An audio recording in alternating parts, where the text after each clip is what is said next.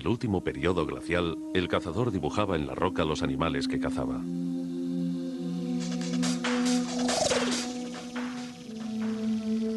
Hace 5000 años, en el antiguo Egipto, el escriba esculpía jeroglíficos en la piedra.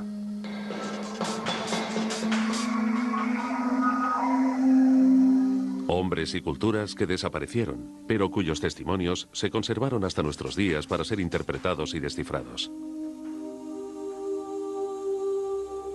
Grabados y testimonios que cuentan de la vida de nuestros antepasados.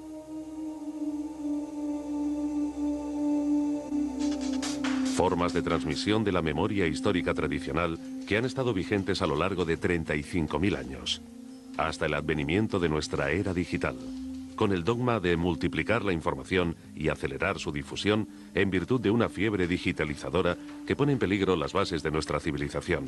Porque el día de mañana es posible que ya no podamos descifrar los documentos y las imágenes que creamos y archivamos hoy en nuestras computadoras. Lo que antiguamente se esculpía en piedra blanca para la posteridad es hoy grabado y conservado en diminutas láminas de plástico. Pero, ¿qué será de ellas dentro de, digamos, 50, 100 o 1000 años?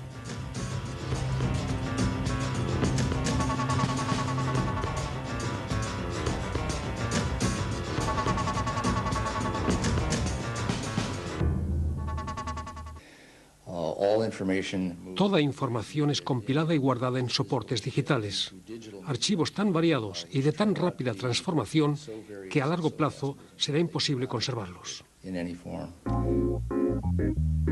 El filósofo estadounidense de computarización Stuart Brandt describe un proceso puesto ya en marcha especialmente en la fotografía, cuyo mercado avanza al lema de cuanta más digitalización mejor.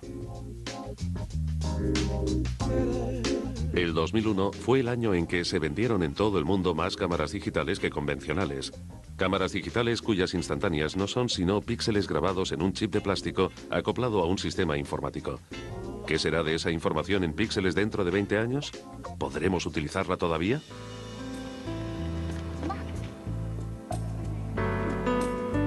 Escenas de familia, instantáneas felices, captadas con una cámara digital de última generación que el orgulloso papá compró cuando nació su primer hijo. Una cámara adaptable a Internet, con DV miniatura y micrófono estéreo. De mayor, su hijo podrá contemplar cuán felices eran sus padres cuando él todavía era un bebé. Esta cámara es mucho mejor que la Super 8 de su padre, pero ¿por cuánto tiempo conservará estas imágenes?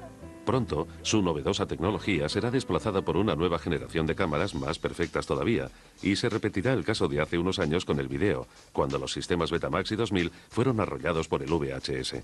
Si no dispone de aparatos compatibles de reproducción, dentro de 20 años, el hijo no podrá contemplar las escenas de su niñez.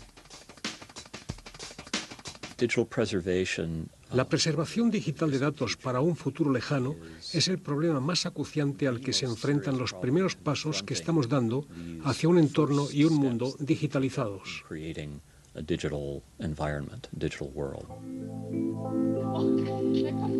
Un hecho en el que no piensa este padre de familia.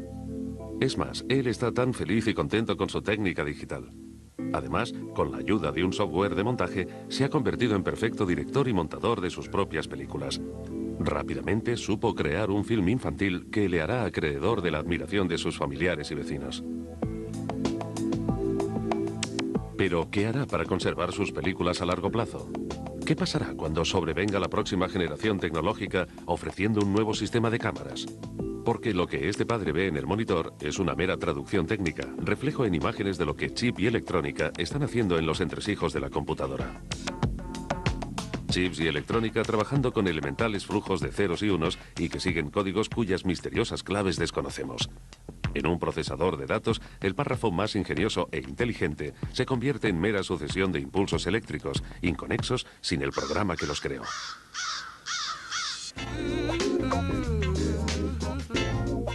La pasión por los equipos digitalizados busca su mercado en las ferias anuales de electrónica, allí donde compite la industria del ocio. Un sector económico que vive de colocarnos constantemente en nuevos y renovados formatos tecnológicos, meciéndonos en la ilusión de que la técnica que hoy ofrece mañana podremos utilizarla también. Y sin embargo, la industria tiene ya los planes para la siguiente generación tecnológica en los cajones de sus centros de investigación y desarrollo. ¿Cuándo aparecerá la próxima y otra vez revolucionaria generación de sistemas? Tal vez en 5 años, tal vez en 10 como máximo. Y cuando compremos entonces uno de los elementos de la última generación con sus novedosos programas, nos cabrán 2 opciones: renunciar por siempre a nuestros textos, fotos y videos, o copiarlos y adaptarlos para hacerlos compatibles con el nuevo sistema. Las fotos de familia y los videos que captaron los primeros pasos de nuestros hijos quedan grabados en CDs y DVDs, y todos confiamos en su duración de por vida, pero ¿qué pasaría si uno de esos diminutos discos plateados fuera defectuoso? Recuerdos familiares irrepetibles se borrarían para siempre. En 1983, y con el nacimiento del disco compacto, el CD de los consorcios Sony y Philips, la alta fidelidad se liberó de los crujidos y rayados del hoy venerable disco de vinilo. El CD fue acogido entonces como la gran conquista, el gran salto hacia el futuro digital. Pero el CD, soporte rey de la actualidad digital, tampoco es lo robusto que parecía, y su duración se debate con argumentos que varían siempre según los intereses del que los defiende o los rechaza. En principio, yo partiría de la suposición de que, como mínimo, un producto así debiera durar con un uso normal entre 50 y 100 años. Este pronóstico de duración de un CD virgen de grabación propia es descabellada, según una acreditada publicación de electrónica y computarización que realizó una serie de pruebas de DVDs y CDs vírgenes de varios fabricantes.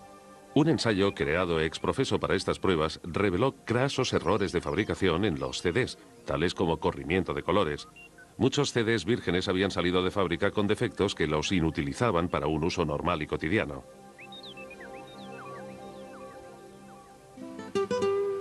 En suma, se duda de que los prácticos discos plateados que tanto veneramos sean un soporte seguro de información para el futuro digital. Sabido es lo altamente sensibles que reaccionan los CDs a los rayos ultravioleta o al calor solar. Pero es que ahora, en España, concretamente en el Museo de Historia Natural de Madrid, se ha comprobado cómo el film plástico que recubre los CDs es un manjar favorito del vulgar hongo del moho. Javier García Guinea ha reunido una selecta colección de CDs musicales carcomidos por el fungus Geotricum, el moho vulgar, cuyas esporas danzan por todo el mundo. Aquí tenemos un CD tailandés de Bangkok. Se aprecia claramente el típico ataque de moho en un ambiente isotrópico. El film de protección ha sido destruido. La luz polarizada revela las huellas dejadas por la voracidad del hongo del moho, presente en el pan o el yogur de casi toda cocina. Para poder multiplicarse, el moho necesita de un clima tropical de 30 grados de temperatura y de altos niveles de humedad. Sin embargo, al buscar por internet nuevos ejemplos de CDs atacados por el moho, Javier García Guinea los encontró incluso en la templada Alemania, concretamente en el lago de Constanza. Este es un CDR en el que se puede copiar varias veces. Procede de Alemania y la destrucción por moho ha sido total.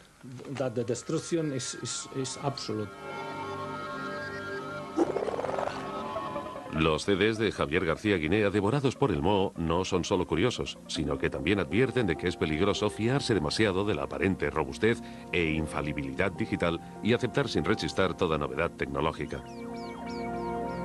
En la bahía de San Francisco, el filósofo Stuart Brandt, uno de los padres de Internet, exhorta a analizar críticamente los medios digitales, al tiempo que critica con acritud la acelerada velocidad con que, al margen de todo control, se nos quiere imponer las nuevas tecnologías.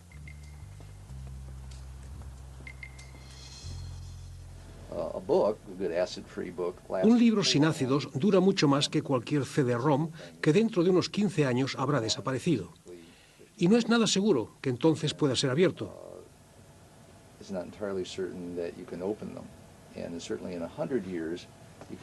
Un libro sí podrá ser abierto dentro de 100 años, un CD-ROM no. Aunque se esté despertando el temor ante la posibilidad de que estemos provocando un vacío histórico, seguimos confiando ciegamente nuestros recuerdos, nuestras fotografías y nuestros currículum a los soportes electrónicos de datos, pese a su demostrada alta vulnerabilidad y al riesgo de los saltos tecnológicos. Cegados por la técnica digital, relegamos a segundo término los problemas más acuciantes y edificamos la memoria de nuestra época sobre un montón de arena que el todopoderoso torrente tecnológico puede llevarse olvido abajo. En 1995, un reputado experto californiano en computarización fue el primero en advertir del peligro. Pero la fronda científica y la opinión pública, entusiasmadas por las nuevas tecnologías, desoyeron sus advertencias. Sin embargo, Jeff Rothenberg tenía razón. Almacenar datos con tecnología digital durante prolongados espacios de tiempo conducirá inexorablemente a su pérdida. Rothenberg dirige hoy un grupo de expertos que trata de conjurar el desastre digital que se cierne sobre nuestra civilización. Aunque seamos conscientes de lo efímera que siempre fue la información, en esta era de la digitalización suponemos que todo lo podremos conservar para siempre, una vez esté registrado en ceros y unos. Sin embargo, si no resolvemos un par de gravísimos problemas, la información conservada digitalmente será mucho más efímera y podrá desaparecer con mayor rapidez que nunca. De la información de este periodo de nuestra historia puede que no quede absolutamente nada.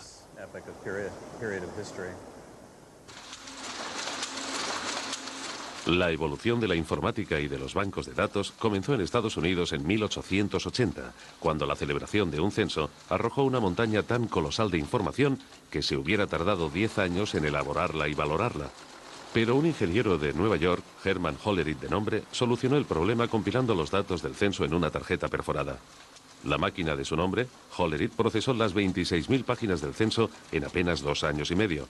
Quienes trabajaron con ella fueron llamados computadores. Durante décadas, las tarjetas perforadas fueron el medio obligado de compilación y almacenamiento de datos, y solo 30 años atrás constituían un producto de tecnología punta. Hoy solo es posible encontrar tarjetas perforadas en los museos industriales. Para prevenir el peligro de que bancos enteros de datos se pierdan, el ejército de los Estados Unidos ha reunido en este almacén los modelos de computadora más comunes. Pero mantener intermitentemente operativos y en funcionamiento estos aparatos demostró ser una misión imposible. Estas estanterías contienen las revoluciones tecnológicas que se han sucedido una tras otra en la informática, y cada revolución duró apenas 18 meses por término medio. Los museos son ideales para expertos en computadoras viejas que abren, procesan y reeditan documentos ilegibles. Una idea atractiva, pero ya no quedan suficientes aparatos operativos para llevarla a cabo exitosamente. Sin embargo, es factible hacer lo mismo evitando los problemas que representan las viejas computadoras. Solo hemos de recrear virtualmente la vieja computadora en una nueva mediante programas que simulan ser simultáneamente hardware y software, reflotando los viejos programas. Este recurso se llama emulación y es bien conocido por los expertos en informática. Se trata en síntesis de programar una computadora para que simule ser otra. Y lo puede hacer de forma tan perfecta que es capaz de procesar cualquier programa de la vieja computadora que esté emulando. La emulación es una técnica bien conocida por quienes, siendo jóvenes, preferían medirse con la informática a disputar balones en la cancha. En la década de los 80, la generación de entusiastas de la informática, que se pasaba las noches en blanco entre papas fritas con cola y monitores con Pac-Man y Donkey Kong, extrañaba tanto la vieja afición de sus años mozos que obligaron a sus modernas computadoras a dar marcha atrás en el tiempo y comportarse como las venerables Commodore 64, Amiga 500 o Ataris. La emulación, sistema idóneo para recrear las viejas generaciones de computadoras, es utilizada profesionalmente desde hace años para prevenir y evitar en lo posible que los archivos de datos se diluyan en la nada, desapareciendo para siempre. Pero la emulación apenas está al alcance del usuario normal, quien para salvar sus archivos del peligro de desaparición ha de recurrir al lento proceso llamado de migración, en el que cada dato guardado ha de desfilar por todos los sistemas. Migración es la técnica de reconvertir datos de un determinado formato en otro, casi siempre nuevo, cuando el actual es desechado por haber quedado obsoleto. Usuarios que desde hace 5 o 6 años manejan una computadora saben que cuando una versión de, digamos, Microsoft Word ha quedado anticuada, todos sus archivos han de ser reconvertidos a la nueva versión. La informática utiliza exitosamente la migración desde hace 30 años, aunque exija un esfuerzo considerable.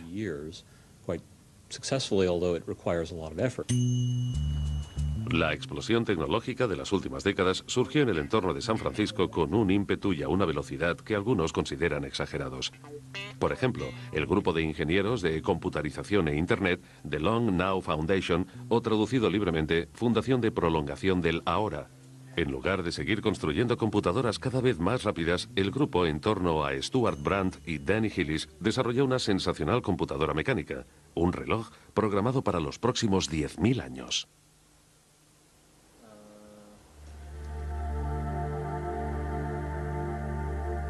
En una sierra al norte de Las Vegas se instalará en torno al reloj un archivo para la eternidad. Stuart Brandt proyecta fundar una biblioteca de los 10.000 años.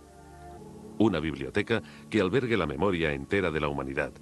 Indirectamente, el mismo reloj obligará a que este imponente monumento al saber humano sea bien cuidado.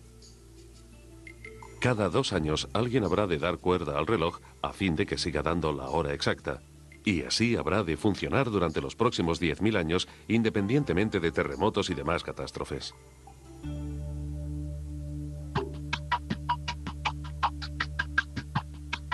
¿Qué sucederá cuando nuestras ciudades hayan desaparecido y seamos nosotros los que incorporemos la antigüedad? ¿Qué quedará entonces de nuestra época que tan protegida creemos por el software? Porque ya ahora están desapareciendo en un agujero tecnológico archivos enteros de datos introducidos en computadoras de la década de los 70. Lo que se pierde es el sentido, el código, los ceros y los unos que combinados interpretan lo guardado y convierten nuestros bancos digitales de datos en un tesoro inapreciable. Las dificultades que la ciencia hubo de vencer para descifrar los jeroglíficos del antiguo Egipto dan una idea de los problemas que seguramente habrán de afrontar generaciones venideras para descifrar nuestros bancos de datos digitalizados. Una simple ojeada a la historia. Al finalizar el siglo XVIII, un oficial francés hizo un sensacional descubrimiento. Este militar napoleónico encontró en Egipto una estela con la grabación trilingüe de un decreto de Ptolomeo V del año 196 a.C. Además de los jeroglíficos egipcios, que nadie a la sazón podía descifrar, el texto estaba escrito en caracteres griegos, que fueron traducidos sin mayor dificultad, revelándose que los textos de la estela eran idénticos en sus 3 diferentes alfabetos: hierático, demótico y griego. La llamada piedra de Rosetta, de 2000 años de antigüedad, fue básica para descifrar los jeroglíficos de los faraones, lo que en su tiempo supuso una sensación arqueológica de incalculable trascendencia. François Champollion, orientalista francés, logró descifrar los misteriosos jeroglíficos salvando el abismo que nos separaba del desaparecido idioma hablado en Egipto hace 2 milenios. ¿Hubiera sido posible este éxito si Rosetta hubiera sido un CD digital en lugar de una piedra? Las posibilidades no son muchas y nuestra era y nuestra cultura corren peligro de desvanecerse en la nada. Hasta ahora, todo intento de solucionar el problema de la conservación de datos a largo plazo ha fracasado por 2 motivos: la escasa resistencia y estabilidad de los portadores de datos y la falta de un idioma digital universal de validez eterna. Para los milenios venideros, ¿sería posible crear la piedra de Rosetta de la era digital? En todo el mundo se busca afanosamente soluciones al problema, y de forma especial en San Francisco, cuna de la computadora y de las ciencias electrónicas. Sin embargo, hoy por hoy hemos de constatar que no se ha encontrado todavía solución al dilema digital. Pero sí éxitos parciales, por ejemplo los de la Fundación de Prolongación de la Hora, que ha desarrollado una base de datos de larga duración y alta seguridad, capaz de almacenar y conservar durante 10.000 años archivos de fotos y documentos. Y siguiendo el modelo original de la antigüedad, Jim Mason ha diseñado un Rosetta Disk, grabando en cada disco un campo central de traducción con el primer capítulo del Viejo Testamento en 7 idiomas. Así más o menos será el Rosetta Disk. El disco va encajado horizontalmente dentro de una esfera. Hacia los bordes, el texto va reduciéndose progresivamente, obligando a quien lo lea a recurrir a una lupa para seguir leyendo. Las aproximadamente 30.000 páginas de capacidad de texto se hallarían concentradas aquí, en el centro, entre estos radios. Text pages, the 30,000 pages would be down in here between the spokes. Al igual que el modelo original que imita, el Rosetta Disk es un soporte de datos análogo, pero de tecnología punta, a años luz del escoplo y el martillo con los que fue cincelada la estela de Rosetta. Una superficie de níquel es bombardeada con iones de galio acelerados a través de un campo magnético. Los iones chocan contra la superficie como meteoritos, perfilando con precisión el contorno exacto de una escritura, a la vez indestructible y de alta resolución. ¿30.000 documentos DIN A4 en un disco tan pequeño? ¿Cómo será posible leerlos? Pues con un simple apoyo óptico. En la forma de lectura, los inventores vislumbran precisamente la gran oportunidad. Cualquier persona provista de un microscopio podrá acceder a la información del Rosetta Disk. Mientras que microscopios los habrá siempre, en el futuro probablemente ya no existan formatos digitales. Y previendo precisamente esa posibilidad, el Rosetta Disk tiene una tecnología analógica siguiendo fielmente la milenaria técnica con la que será un banco indestructible de documentos e imágenes. Pero la idea tiene una dificultad. Como es natural, los sistemas analógicos de compilación de datos son muy estáticos. Y si ya el papel es estático, la piedra lo es mucho más. En aras de la conservación a largo plazo, habremos de sacrificar cosas como la flexibilidad a la hora de manejar la información. Pero aunque jamás logre sustituir la compilación de archivos en cinta magnética, no hay nada mejor que el Rosetta Disk para conservar simples archivos analógicos de texto a largo plazo. Por otra parte, el Rosetta Disk se distingue por una ventaja añadida, cual es su atractivo estético. Incluso en los milenios venideros seguiría llamando la atención de quien lo encontrase. Hasta no dar con la idea genial para preservar nuestros bancos de datos para la posteridad, seguiremos produciendo billones de informaciones, confiando en que alguna vez, de alguna manera, logremos salvar de su desaparición definitiva todo aquello que hayamos guardado en soportes digitales y que consideremos importante.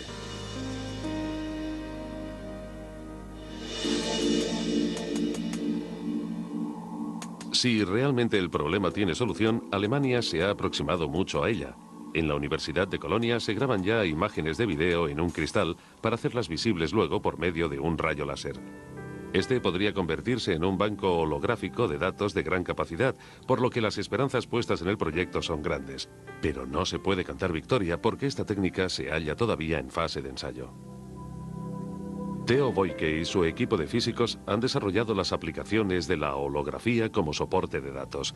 Con una simple linterna de mano es posible detectar los puntos donde se quiebra la luz en el espectro del cristal.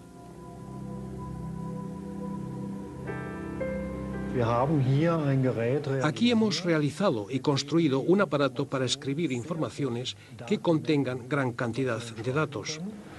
La característica más acusada del aparato es que con toda garantía los datos pueden ser conservados y preservados a lo largo de todo un siglo.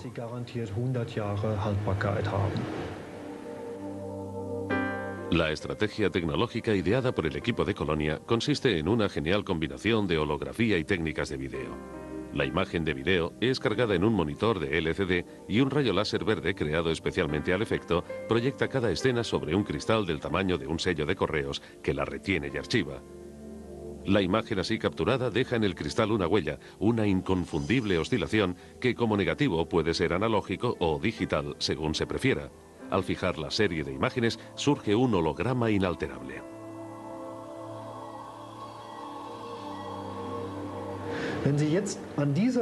Si alumbramos este punto con un rayo láser, podremos reconstruir lo escrito, pero no destruirlo o borrarlo.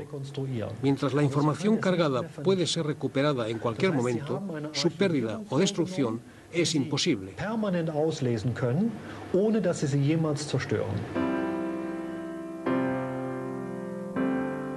La selección de hologramas se realiza asimismo mediante rayo láser, en principio lo mismo que un proyector de cine. En el cristal, del tamaño de una uña de dedo pulgar, caben 400 gigabytes y ya se está probando con cristales de mayor capacidad que en un futuro próximo permitirán almacenar programas digitalizados de gran envergadura, esto es, en ceros y unos, incluyendo en los archivos las instrucciones de uso en alemán e inglés. Y la información será tan legible como en un libro tradicional, al margen de que los archivos garanticen una duración activa de 100 años. Bueno, entre tanto, la comunidad científica comparte la opinión de que esta garantía de un siglo es demasiado conservadora. Nuestros cálculos teóricos oscilan entre los 1000 y los 3000 años de conservación. Sin embargo, los científicos que tan febrilmente como en secreto buscan la solución al problema de la conservación de datos a largo plazo, saben que nadie ha encontrado todavía la piedra filosofal. Y para su difícil misión necesitan ahora de todo el apoyo que la sociedad pueda darles, pues la desaparición de nuestra memoria histórica y cultural no es problema que ataña solo a un puñado de expertos. Si dejamos que todo discurra como hasta ahora, nuestra época será pronto borrada de la historia para siempre. La gran mayoría confía en que, de alguna manera, la industria encontrará una solución para preservar y conservar los bancos de datos. Muchos me preguntan, ¿IBM o Microsoft no se ocupan ya de eso? La respuesta es que sin motivación económica y de mercado, nadie parece estar por la labor, ni tener mucha prisa por solucionar el problema. Con una presión suficiente, tal vez, pero todavía no la hay. ¿Es importante transmitir el acervo de nuestra cultura y nuestra época a la posteridad en su totalidad o en parte? Pues claro que sí. Precisamente son la conciencia del pasado y la herencia de la historia las que acuñan la identidad de las sociedades y las naciones. Hay que evitar que la posteridad, las generaciones venideras, tengan que asomarse a un pozo digital, oscuro y vacío, donde hayan caído nuestra cultura y nuestra historia. Todavía hay tiempo para conjurar el desastre digital que se cierne sobre nosotros.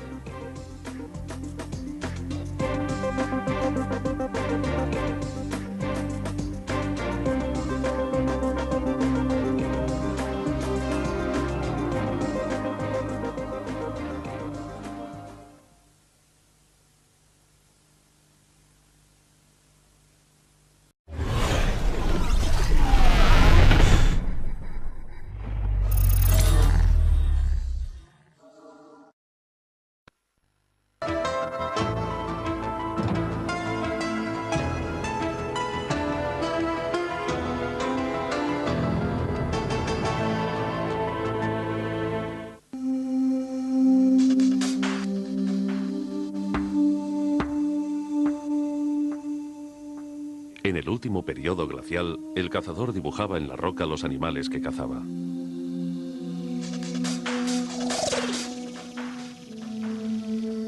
Hace 5.000 años, en el antiguo Egipto, el escriba es con una cámara digital de última generación que el orgulloso papá compró cuando nació su primer hijo.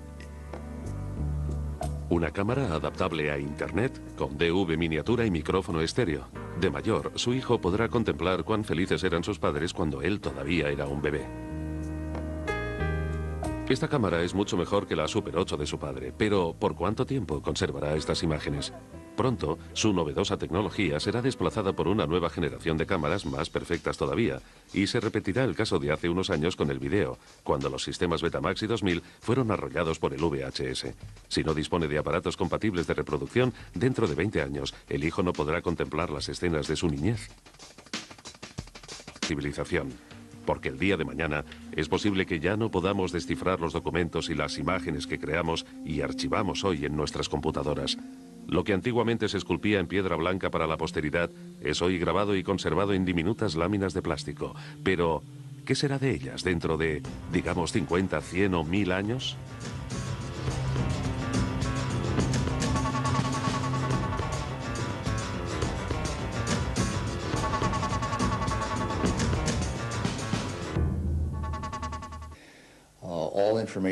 Toda información es compilada y guardada en soportes digitales, archivos tan variados y de tan rápida transformación que a largo plazo será imposible conservarlos. El filósofo estadounidense de computarización Stuart Brandt describe un proceso puesto ya en marcha especialmente en la fotografía, cuyo mercado avanza al lema de cuanta más digitalización mejor. El 2001 fue el año en que se vendieron en todo el mundo más cámaras digitales que convencionales. Cámaras digitales cuyas instantáneas no son sino píxeles grabados en un chip de plástico acoplado a un sistema informático. ¿Qué será de esa información en píxeles dentro de 20 años? ¿Podremos utilizarla todavía?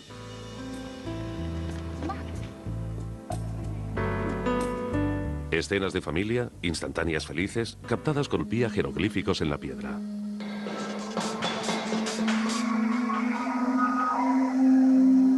Hombres y culturas que desaparecieron, pero cuyos testimonios se conservaron hasta nuestros días para ser interpretados y descifrados.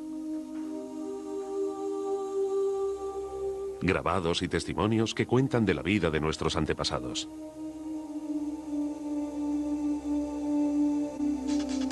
Formas de transmisión de la memoria histórica tradicional que han estado vigentes a lo largo de 35.000 años, hasta el advenimiento de nuestra era digital, con el dogma de multiplicar la información y acelerar su difusión en virtud de una fiebre digitalizadora que pone en peligro las bases de nuestra